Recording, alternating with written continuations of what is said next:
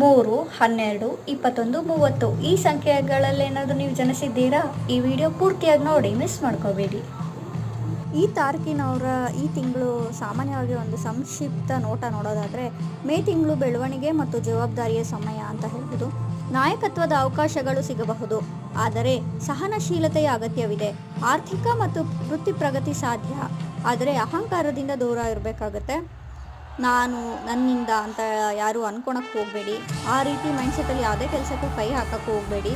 ಶಿಸ್ತು ಮತ್ತು ವಿನಯದೊಂದಿಗೆ ನಡೆದುಕೊಳ್ಳುವುದು ಬಹಳ ಒಳ್ಳೆಯದು.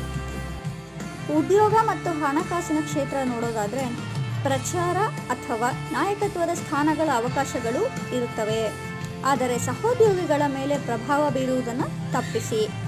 ಶಿಕ್ಷಣ, ಹಣಕಾಸು ಮಾರ್ಗದರ್ಶನ ಅಂದರೆ ಕನ್ಸಲ್ಟಿಂಗ್ ಕ್ಷೇತ್ರಗಳಲ್ಲಿ ಕಾರ್ಯನಿರ್ವಹಿಸುವವರಿಗೆ ಲಾಭವಿರುತ್ತೆ. ಖರ್ಚುಗಳ